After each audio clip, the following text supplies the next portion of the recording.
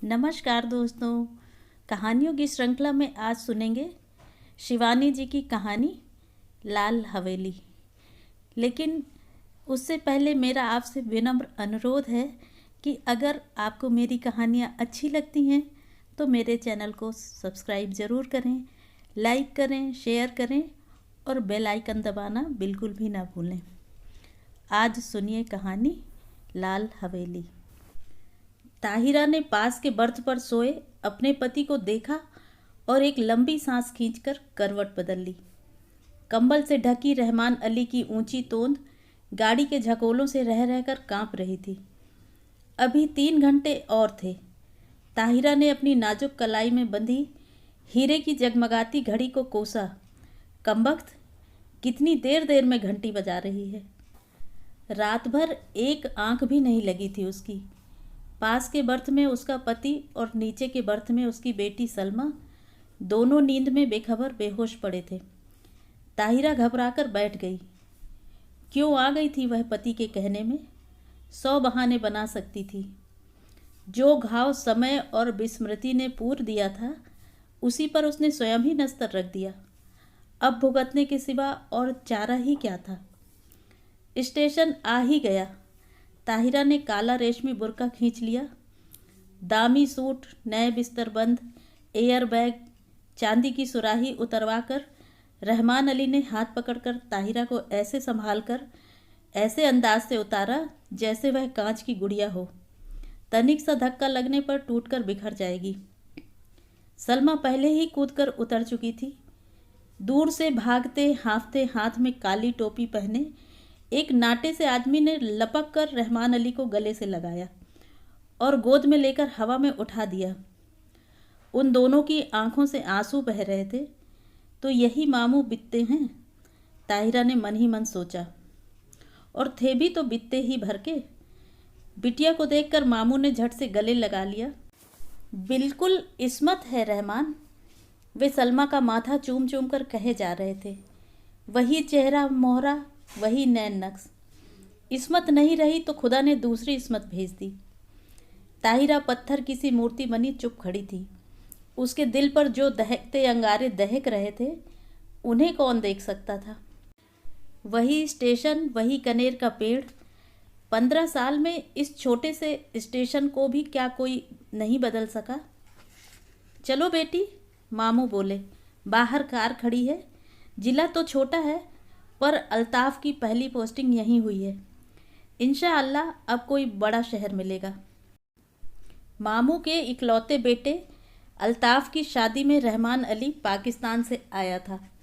अल्ताफ़ को पुलिस कप्तान बनकर भी क्या इसी शहर में आना था? ताहिरा फिर मन ही मन कुढ़ी। घर पहुँचे तो बूढ़ी नानी खुशी से पागल सी हो गई। बार बार रहमान अली को गले लगा लगा कर चूमती थी और सलमा को देखकर ताहिरा को देखना भी भूल गई। या अल्लाह, यह क्या तेरी कुदरत, इस्मत को ही भेज दिया। दोनों बहुएं भी बोल उठी। सच अम्मी जान, बिल्कुल इस्मत आपा हैं। पर बहू का भी तो मुंह देख लीजिए। लीजिए, ये रही अशरफी। और झट अशरफी थाम कर ननिया सास ने ताहिरा का बुर्का उलट दिया। अल्लाह, चांद का टुकड़ा है। नन्ही नजमा देखो, सोने का दिया जला धरा है। ताहिरा ने लज्जा से सिर झुका लिया। 15 साल में वह पहली बार ससुराल आई थी। बड़ी मुश्किल से वीज़ा मिला था। 3 दिन रहकर वह फिर पाकिस्तान चली जाएगी। पर कैसे कटेंगे ये 3 दिन? चलो बहू, ऊपर के कमरे में चलकर आराम करो, मैं चाय भिजवाती हूँ, कहकर नन्ही मामी उन्हें ऊपर पहुँचाई। रहमान नीचे ही बैठकर मामू से बातों में लग गया और सलमा को तो बड़ी अम्मी ने गोदी में ही खींच लिया। बार बार उसके माथे पर हाथ फेरती और हिचकियां बंध जाती। मेरी इस्मत, मेरी बच्ची। ताहिरा ने एकांत कमरे में आकर बुर्का दूर फेंक दिया। बंद खिड़की को खोला तो कलेजा धक हो गया। सामने लाल हवेली खड़ी थी। चटपट खिड़की बंद कर वह तख्त पर गिरती पड़ती बैठ गई। खुदाया, तू मुझे क्यों सता रहा है? वह मुंह ढाँप कर सिसक उठी। पर क्यों दोष दे वह किसी को? वह तो जान गई थी कि हिंदुस्तान के जिस शहर में उसे जाना है वहाँ का एक एक कंकड़ उस पर पहाड़ सा टूटकर बरसेगा। उसके नेक पति को क्या पता, भोला रहमान अली, जिसकी पवित्र आंखों में ताहिरा के प्रति प्रेम की गंगा छलकती थी, जिसने उसे पालतू हिरनी सा बनाकर अपनी बेड़ियों से बांध लिया था, उस रहमान अली से वह क्या कहती। पाकिस्तान के बंटवारे में कितने पिसे, उसी में से एक थी ताहिरा। तब भी वह 16 वर्ष की कनक छड़ी सी सुंदरी सुधा अपने मामा के साथ ममेरी बहन के ब्याह में मुल्तान आई। दंगे की ज्वाला ने उसे फूंक दिया। मुस्लिम गुंडों की भीड़ जब भूखे कुत्तों की भांति उसे बोटी से चिचोड़ने को थी, तभी आ गया था फरिश्ता बनकर रहमान अली। नहीं, वे नहीं छोड़ेंगे। हिंदुओं ने उनकी बहू बेटियों को छोड़ दिया था क्या? पर रहमान अली की आवाज़ की मीठी डोर ने उन्हें बांध लिया। सांवला दुबला पतला रहमान सहसा कठोर मेघ बनकर उस पर छा गया। सुधा बच गई, पर ताहिरा बनकर। रहमान की जवान बीबी को भी दिल्ली में ऐसे ही पीस दिया था। वह जान बचाकर भाग आया था, बुझा और घायल दिल लेकर। सुधा ने बहुत सोचा समझा और रहमान ने भी दलीलें की, पर पशेमान हो गया। हार कर किसी ने एक दूसरे पर बीती बिना सुने ही मजबूरियों से समझौता कर लिया। ताहिरा उदास होती तो रहमान अली आसमान से तारे तोड़ लाता, वह हंसती तो वह कुर्बान हो जाता। 1 साल बाद बेटी पैदा हुई तो रहा सहा मैल भी धुलकर बह गया। अब ताहिरा उसकी बेटी की माँ थी, उसकी किस्मत का बुलंद सितारा। पहले कराची में छोटी सी बजाजी की दुकान थी, अब वह सबसे बड़े डिपार्टमेंटल स्टोर का मालिक था। 10-10 सुंदरी एंग्लो इंडियन छोकरियां उसके इशारों पर नाचती, धड़ाधड़ अमरीकी नायलॉन और डेकरॉन बेचती। दुबला पतला रहमान हवा भरे रबर के खिलौने सा फूलने लगा। तोंद बढ़ गई, गर्दन ऐंठकर शानदार अकड़ से ऊंची उठ गई, सीना तन गया, आवाज़ में खुद ब खुद एक अमरीकी डॉल आ गया। पर नीलम पुखराज से जड़ी, हीरे से चमकती दमकती ताहिरा शीशम के हाथी दांत जड़े छपर खट पर अब भी बेचैन करवटें ही बदलती। हर मार्च के जाड़े से दामन छुड़ाती, हल्की गर्मी की उमस लिए पाकिस्तानी दोपहरिया में पानी से निकली मछली सी तड़फड़ा उठती। मस्ती भरे होली के दिन जो अब उसकी पाकिस्तानी जिंदगी में कभी नहीं आएंगे। गुलाबी मलमल की वह चुनरी उसे अभी भी याद है। अम्मा ने हल्का सा गोटा टाँक दिया था। हाथ में मोटी सी पुस्तक लिए उसका तरुण पति कुछ पढ़ रहा था। घुंघराली लटों का गुच्छा चौड़े माथे पर झुक गया था। हाथ की अधजली सिगरेट हाथ में ही बुझ गई थी। गुलाबी चुनरी के गोटे की चमक देखते ही उसने और भी सिर झुका दिया था। चुलबुली सुंदरी बालिका नौबधू से झेप झेप कर रह जाता था बेचारा। पीछे से चुपचाप आकर सुधा ने दोनों गालों पर अबीर मल दिया था और झट से चौके में घुसकर अम्मा के साथ गुजिया बनाने में जुट गई थी। वहीं से सास की नज़र बचाकर भोली चितवन से पति की ओर देख चट से छोटी सी गुलाबी जीभ निकालकर चिढ़ा भी दिया था उसने। जब वह मुल्तान जाने को तैयार हुई तो कितना कहा था उन्होंने, सुधा मुल्तान मत जाओ। पर वह क्या जानती थी कि दुर्भाग्य का मेघ उस पर मंडरा रहा है। स्टेशन पर छोड़ने आए थे, इसी स्टेशन पर। यही कनेर का पेड़ था, यही जंगला। मामा जी के साथ गठरी सी बनी सुधा को घूंघट उठाने का भी अवकाश नहीं मिला। गाड़ी चली तो साहस कर उसने घूंघट जरा सा खिसकाकर अंतिम बार उन्हें देखा था। वही अमृत की अंतिम घूंट थी। सुधा तो मर गई थी, अब वह ताहिरा थी। उसने फिर कांपते हाथों से खिड़की खोली।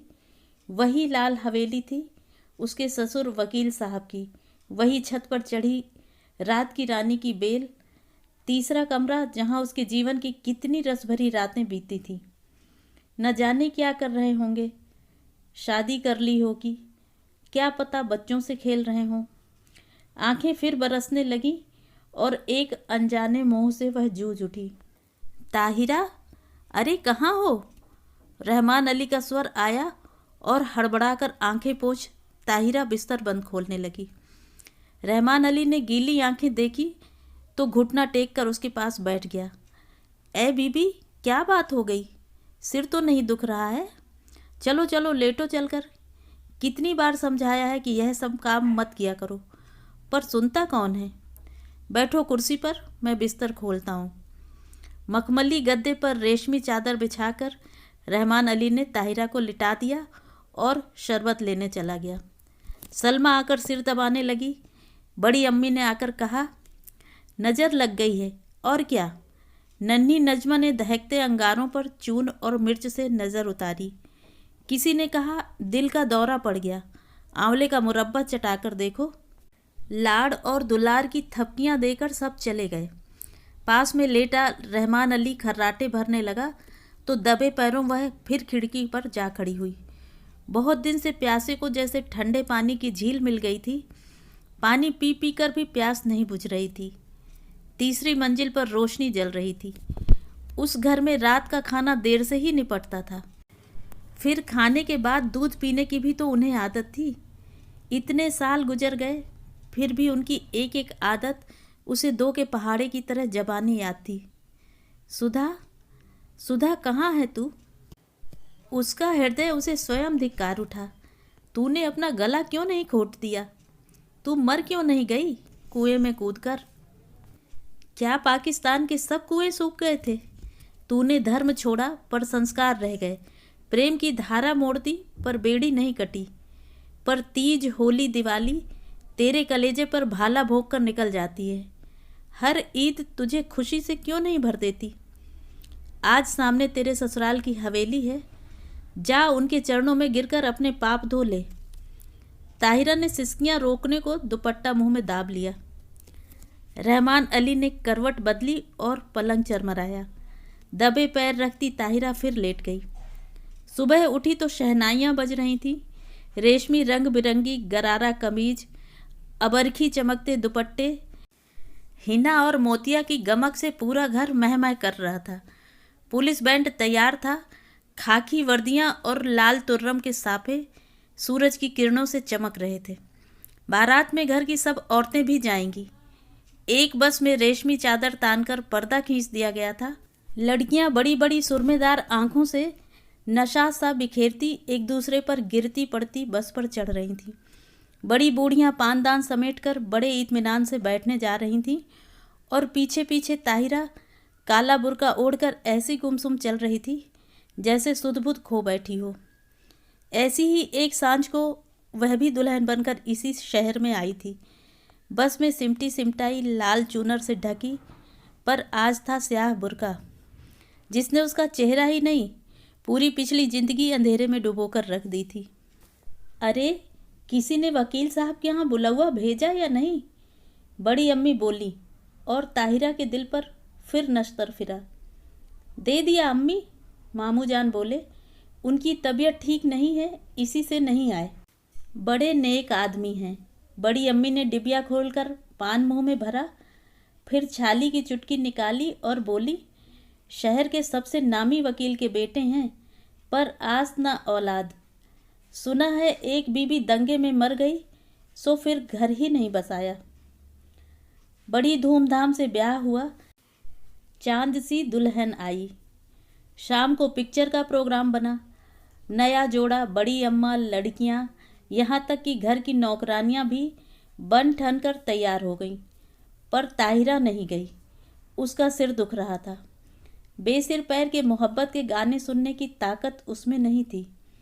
अकेले अंधेरे कमरे में वह चुपचाप पड़ी रहना चाहती थी।